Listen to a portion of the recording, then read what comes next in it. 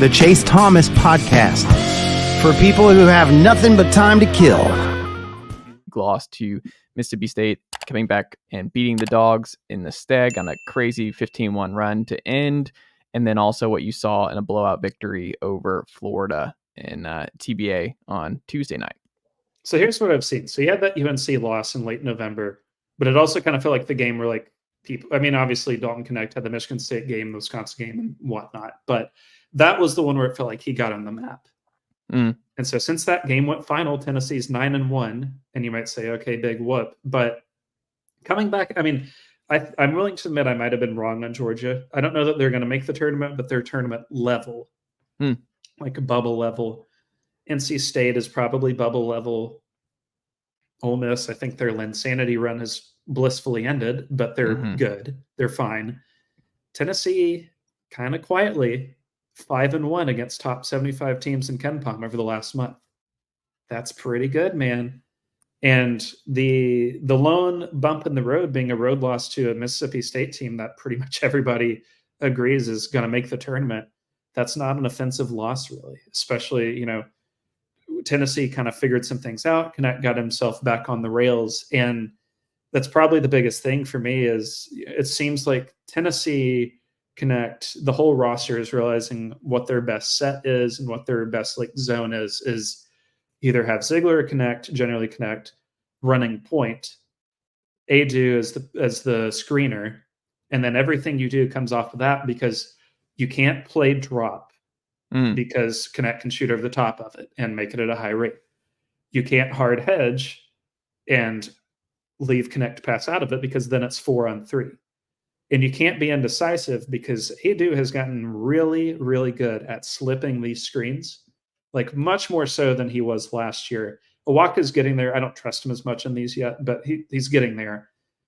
When you slip the screen and Knecht makes that quick decision, Aidoo's either generally going to get a very easy 2, or they're going to have to overcommit resources, and Tennessee's going to have an open shooter from that action.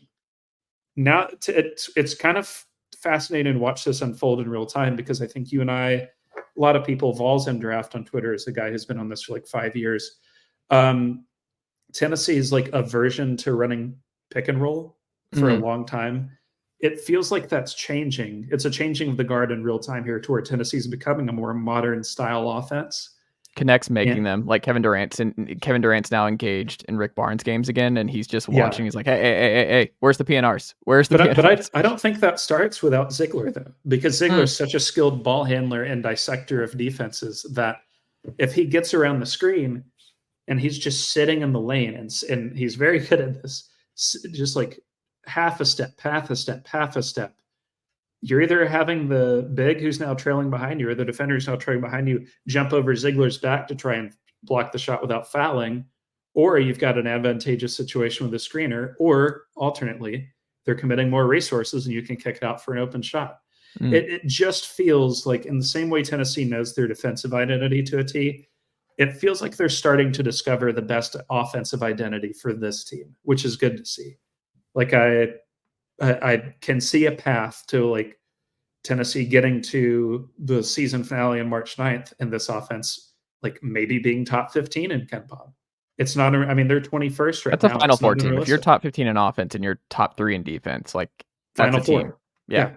I mean, they're going to be odds on favorite to do that too. And, you know, not only that, it's becoming more clear. And Kentucky's going to have their shot and it's a long season.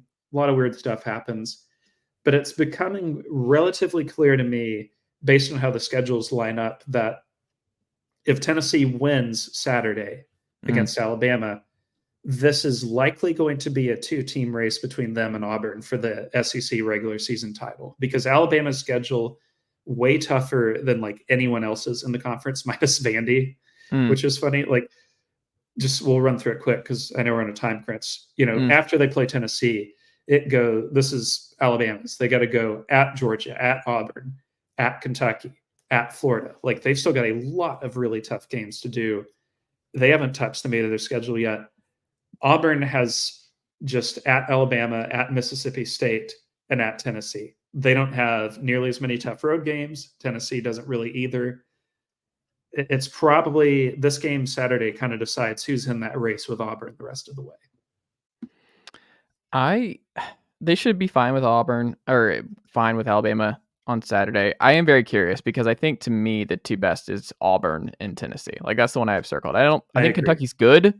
I just don't think Kentucky is as good as Tennessee or Auburn this year. I think the two best in the conference are Tennessee and Auburn. That's the final juggernaut battle. The way to probably frame it best is that I don't think Kentucky's floor is as high as Auburn or Tennessee's. Yeah. Kentucky, with how much variance they have night over night, Kentucky's floor can be quite low. I mean, it's a team who lost to UNC Wilmington. Yeah, should have lost to Florida. Yeah. Final thing here, Will Warren, and then we got to go. But let's do Bart Torvik Don't Lie. Texas Tech, top 25 team. Does that check out when you examine what the stats and what the advanced numbers say about the Red Raiders? Are they a top 25 team in the country? I don't know about top 25. I'd probably say like top 35, 40, somewhere in there. But the goal for them this year is just make the tournament in year one of McCaslin. And they're going to do it. All signs point to that. Tough timing to do this after they got rocked by Houston, I guess. But that's how it works sometimes. That might be the best team in college basketball this year. Yeah, and I had pointed this out on our man Trilly Donovan's channel. Brutal schedule spot for Texas Tech to walk into after back-to-back losses for Houston. They probably had 5 dead, 17 injured at Houston practices this week. And that was just the managers. But like Texas Tech got a little hot for a while from 3 and probably overperformed their real abilities. But I would be a little surprised if they don't end up above 500 in Big 12 play, which is a hell of an accomplishment in this Big 12 in particular. Nicely done, nephew. I think they're going to make the tournament. The Chase Thomas You're podcast. Always dangerous with Hell a yeah. planner. Like that's